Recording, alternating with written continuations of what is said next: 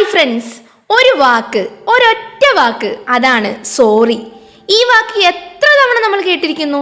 ആത്മാർത്ഥതയുടെ ഒരു കണിക പോലുമില്ലാത്ത ഒരുപാട് സോറികൾ, ഒരു ചെറിയ പുഞ്ചിരി പോലും നൽകാൻ കഴിയാത്ത മുറിവുകൾ, ഒരു നോട്ടം കൊണ്ടുപോലും നേരെയാക്കാൻ കഴിയാത്ത വേദനകൾ.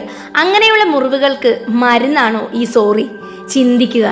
ഒരു കടലാസ് എടുത്ത് ചുരുട്ടിക്കൂട്ടി എറിഞ്ഞ് എന്നിട്ടത് നേരെയാക്കാൻ നോക്കൂ. എത്ര ശ്രമിച്ചാലും ആ ചുളിവുകൾ മായുമോ? ഇല്ല, ഒരിക്കലുമില്ല. അതുപോലെയാണ് ജീവിതത്തിൽ നാം ചെയ്യുന്ന തെറ്റുകൾ.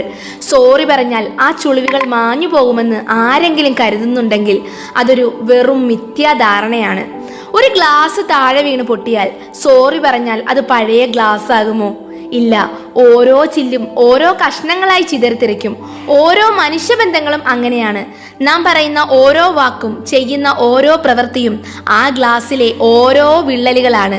ആ വിള്ളലുകൾ വികസിച്ച് ബന്ധങ്ങൾ തകരുമ്പോൾ വെറും ഒരു സോറി കൊണ്ട് അതിനെ കൂട്ടിയോജിപ്പിക്കാൻ സാധിക്കുമോ?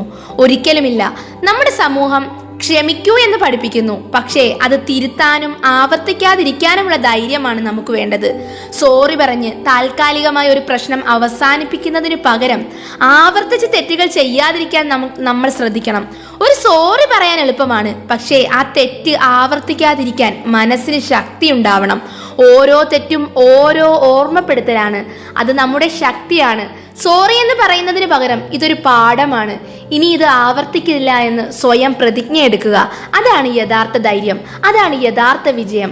ഓർക്കുക, ചെയ്ത തെറ്റുകൾക്ക് സോറി പറഞ്ഞാൽ ഒരുപക്ഷെ കാലം ക്ഷമിച്ചേക്കാം, പക്ഷേ മനസ്സൊരിക്കലും ക്ഷമിക്കില്ല.